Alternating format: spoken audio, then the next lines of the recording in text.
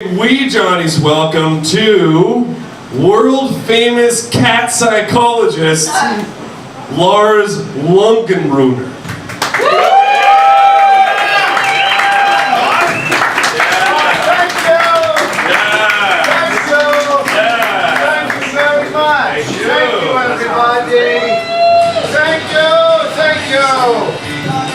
Thank you, everybody. Thank you. Very good to be here.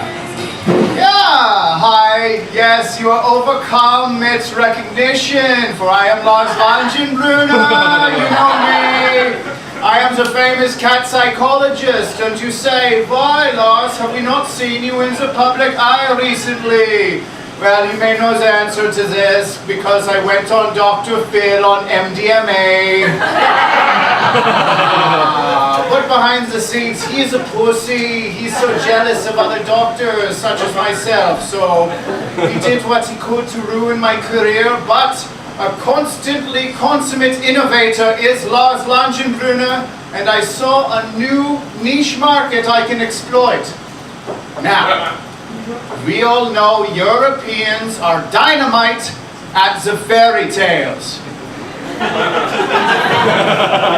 Very good at the fairy tales. We have the Hans Christian Andersen and the Brothers Grimm and King James. He wrote a little fairy tale we like to call the Bible.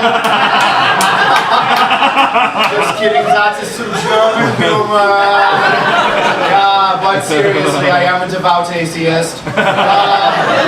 So I think maybe I can combine my favorite Hans Christian Andersen. Could we get this first slide? Yeah, I can combine the fairy tales of Hans Christian Andersen with the innovation of Steve Jobs. And so my new nom de plume, my pen name is of course Hans Jobs.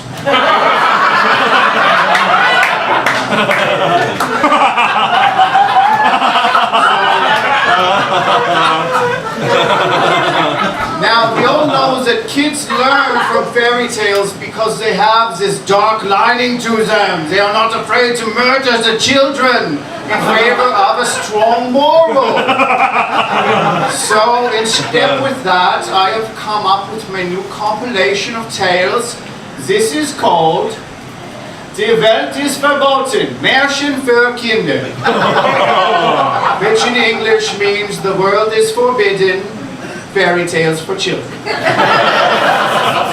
are many important lessons to be learned. I will tell you 4 of the stories you will see in this many storied book.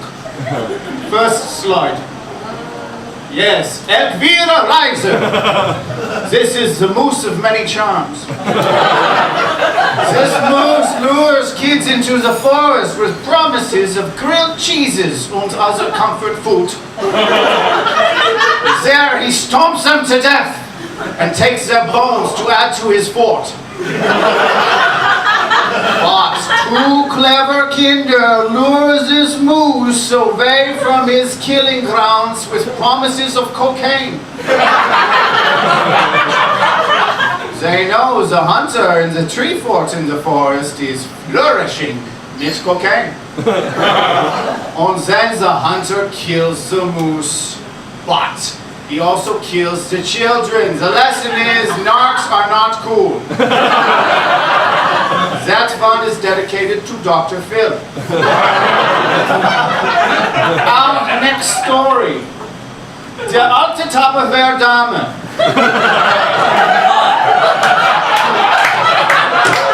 Or the old Tupperware lady. Now this is kind of my pastiche to Hans Christian Andersen.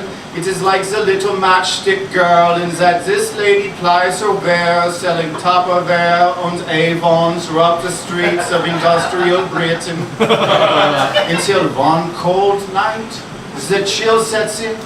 She has nowhere to go, so she seals herself up the last piece of top of it.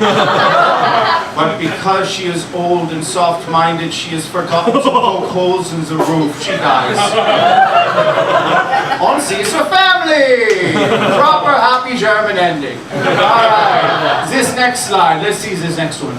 Der König, der seine Sonne in Morden wollte, weil einen Stuhl mit einer Jatte dachte, seine Tochter. There is no English translation for this. This is a story about a king who plots to murder his 12 children. They are all boys, but he thinks he has these daughters that will inherit the kingdom in their stead. But the daughter is actually like a chair with a jacket draped on it. And it's kind of one of those things where you walk in the room and out of the corner of your eye is like, is that a person? No, it's a chair with a jacket. But in this particular area in Westphalia, there's a lot of inbreeding, so this idea just kind of takes in this soft mind. And then all 12 of the boys, they turn into ravens, they fill the jacket on the chair and they murder the king. And then he's like, no, my daughter is murdering me, and it hurts his feelings even more as he dies. And then they sell the kingdom and they all head down the Oregon Trail. So it's kind of my love letter to entrepreneurship. And let's look at this final story. Yes, Buffalo Monster und Jungfrau. Or the Buffalo Monster and the Virgin. Now, this little girl gets imprisoned in this horrible monster's castle, and she suffers Stockholm Syndrome and realizes that as the last rose petal falls, the Buffalo Monster will die unless he finds true love. So on the last day, she pledges her virginity to the Buffalo Monster. And the Buffalo Monster says, well, I am like 3/4 buffalo, so you should have brought me a bison. I don't want to have sex with you. I love buffalo. Once he dies, and then the castle collapses, and she dies. Spoiler alert. So these are some stories. Come see me after the show. I will be selling these books, I guess. Thank you so much.